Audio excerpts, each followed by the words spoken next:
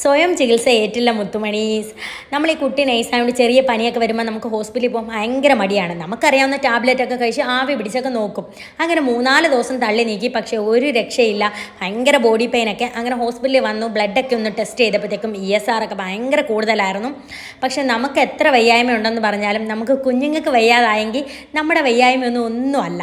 എൻ്റെ നെഞ്ചത്തെ മോനൂട്ട കിടക്കും. അങ്ങനെ നെഞ്ചി കിടന്ന് ആക്കും പനിയായി. മോനുകുട്ടന് കൗണ്ട് കൂടുതലായി, ESR കൂടി. അങ്ങനെ മോനുകുട്ടനെ അഡ്മിറ്റ് ചെയ്തു. ചുമ്മാ ഒരു പനിയല്ലേ, നമ്മളിതൊരു പോസിറ്റീവായിട്ട് എടുക്കും. 3 ദിവസം നമ്മൾ ടൂർ പോയെന്നങ്ങ് വിചാരിക്കും. നമ്മുടെ പൊന്നൂസിനാണ് ഈ പനിയൊക്കെ വരാൻ ഭയങ്കര ഇഷ്ടം കേട്ടോ. കാരണം എന്ന് വെച്ചാൽ നമ്മൾ സാധാരണ ദിവസത്തെക്കാളും കൂടുതൽ അവരെ സ്നേഹിക്കുകയും കെയർ ചെയ്യുകയൊക്കെ ചെയ്യുമല്ലോ. അതുകൊണ്ട് പൊന്നൂന് ഭയങ്കര ഇഷ്ടമാണ്. പക്ഷേ പൊന്നൂനും അണ്ണനും അങ്ങനെ പനിയൊന്നും വരില്ല കേട്ടോ. എനിക്ക് മോനുകുട്ടനുമാണ് ഈ പ്രശ്നങ്ങളൊക്കെ. അങ്ങനെ ഹോസ്പിറ്റലിൽ നിന്ന് വൈകുന്നേരം പോയി വീട്ടിൽ പോയി കുറച്ച് ഡ്രസ്സും കാര്യങ്ങളൊക്കെ എടുത്തിട്ട് വന്നു. പൊന്നു ആണെങ്കിൽ സ്കൂളിൽ പോയിട്ട് ഉച്ചയ്ക്ക് 3 മണിക്ക് വന്നതാണ്. 10 മണി വരെയും ആൾ യൂണിഫോം ഒന്നും മാറിയിട്ടില്ല. പൊന്നു ഹോസ്പിറ്റലിലൊക്കെ ഹാപ്പി ആയിട്ട് നിൽക്കുകയാണ്.